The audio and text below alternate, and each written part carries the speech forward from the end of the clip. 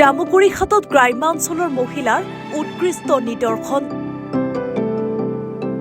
পেলনীয়া কাঠৰ টুকুৰা সৎ ব্যৱহাৰেৰে স্বনিৰ্ভৰশীল হোৱাৰ প্ৰয়াস। কাঠৰ টুকুৰাৰে হেতা চামুচ পুতলা তৈয়াৰ। জামুগুৰিঘাটৰ ধলাইবিল বৰমতা গাঁৱত চলিছে কাঠৰ আচবাব তৈয়াৰ কৰা মহিলাৰ প্ৰশিক্ষণ কৰ্মশালা। গ্ৰাম্য বিকাশ যোজনাৰ অধীনত প্ৰথম পৰ্যায়ত গ্ৰাম্যাঞ্চলৰ 20 গৰাকী মহিলাক পেলনীয়া কাঠৰ টুকুৰাৰ দ্বাৰা ৰান্ধনীশালাত প্ৰয়োজনীয় বিভিন্ন সা সামগ্ৰী নিৰ্মাণৰ এই প্ৰশিক্ষণ প্ৰদান কৰিছে সুদক্ষ প্ৰশিক্ষক তথা কুটিৰ শিল্প সাধক সুদীপ্ত ঘোষে।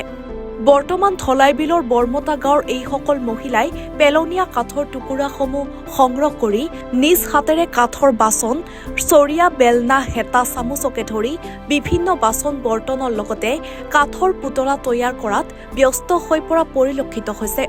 প্ৰশিক্ষকগৰাকীৰ মতে মহিলা সবলীকৰণ তথা গ্ৰাম্যাঞ্চলৰ মহিলাসকলক স্বনিৰ্ভৰশীল কৰি গঢ়ি তোলাৰ বাবেই এই 20 দিনীয়া প্ৰশিক্ষণ কৰ্মশালাৰ আয়োজন কৰা হৈছে। এই প্ৰশিক্ষণপ্ৰাপ্ত মহিলাসকল স্বনিৰ্ভৰশীল হৈ আন মহিলাসকলৰ বাবে আদৰ্শ হৈ পৰিব বুলি মন্তব্য কৰে সচেতন লোকে। ইয়াৰ জৰিয়তে সমাজখনত নিজকে এগৰাকী সবল সক্ষম নাৰী হিচাপে প্ৰতিষ্ঠা কৰি পৰিয়াল ভৰণ পোষণৰ পথ সুগম কৰি তুলিব পাৰিব। অঞ্চলটোৰ ৰাইজে মহিলাসকলৰ এনে প্ৰশংসনীয় পদক্ষেপৰ আদৰণি জনাইছে। মালোৱা হয় মোৰ গাঁও বৰমতা ধলাইবিলৰ। আমি ইয়াত মানে গ্ৰামীণ উদ্যোগৰ প্ৰশিক্ষণ লৈ আছো। গ্ৰামীণ উদ্যোগৰ প্ৰশিক্ষণ লৈ আমি মানে পেলনীয়া কাঠ টুকুৰা দি মানে আমি বিভিন্ন বস্তুবিলাক বনাব পাৰিছো প্ৰশিক্ষণৰ দ্বাৰা। আৰু আমি এই প্ৰশিক্ষণত বহুতখিনি শিকিবলৈ পালো। আৰু 20 গৰাকী মহিলাই বিভিন্ন নিজৰ অভিজ্ঞতাৰে নিজৰ ডিজাইন বনাইছে। কিছুমানে ট্ৰে বনাইছে, কিছুমানে মাছ বনাইছে, কিছুমানে মাস্কৰ বাতি, অনেক বস্তু মানে বনোৱা হৈছে। সেইটোৰ কাৰণে আমি খুবেই সুখী হৈছো। এইখন মানে গ্ৰামীণ উদ্যোগৰ ফালৰ পৰা আমি যিটো প্ৰশিক্ষণ পাইছো তাৰ বাবে আমি গ্ৰামীণ উদ্যোগক আমি অশেষ ধন্যবাদ দিছো।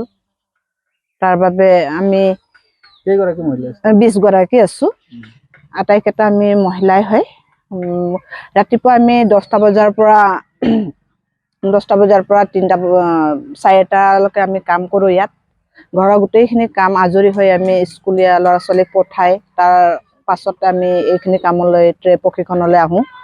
এই প্ৰশিক্ষণত আমাৰ বেছিভাগে পেলনীয়া কাঠবোৰ আপোনালোকে ব্যৱহাৰ কৰে। হয়, মানে ৱেষ্ট হোৱা কাঠ টুকুৰাবিলাক যিটো নেকি আমাৰ দৰকাৰ নহয়, এইবিলাক কাঠক মানে আমি মানে গ্ৰামীণ উদ্যোগৰ ফালৰ পৰা সহায় কৰিছে আমাক। কাঠ টুকুৰাবিলাক আমাৰ প্ৰশিক্ষণ আজি 15 দিন হৈ গ'ল আৰু 5 দিন বাকী আছে। 5 দিনৰ মানে আমাৰ 24 তাৰিখে শেষ হ'ব। আমি 5 তাৰিখৰ পৰা আৰম্ভ কৰিছিলো। আপোনালোক স্বাৱলম্বিতা হ'ব পাৰিব মানে আমাৰ মনোবল যদি ইচ্ছা আছে আমি নিশ্চয় স্বাৱলম্বী হ'ম বুলি আশা কৰিছো। আৰু স্বাৱলম্বী হ'ম বুলি মানে আমাৰ যিমানখিনি মহিলাগৰাকী আছো গোটেইকেইটাই মানে এটা আমি মানে এই উদ্যোগৰ দ্বাৰাতে আমি মানে আমাৰ বৰমতা অঞ্চলটো ডেভেলপ কৰিম বুলি ভাবিছো। আৰু যিবিলাক মহিলা বাহিৰত শিকিব বুলি ভাবিছে তেতিয়াহ'লে আমি গ্ৰাম্য উদ্যোগক আমি মানে অৱগত কৰিম যে আকৌ আমাৰ ধলাইবিল অঞ্চলটো আমাক প্ৰশিক্ষণ লাগে। তেওঁলোকক আমি মানে অৱগত কৰি কিনে আমি তেওঁলোকৰ পৰা আকৌ বিভিন্ন অনেক মানে ঠাইবিলাকৰ পৰা যিখিনি আমাক শিকিব লগা সেইখিনি আমি মানে সহায় বিচাৰি তেওঁলোকক অৱগত কৰিম বুলি ভাবিছো। নদুৱাৰ পৰা ইনজামামুল হকৰ ৰিপৰ্ট, এনিভাৰো 24।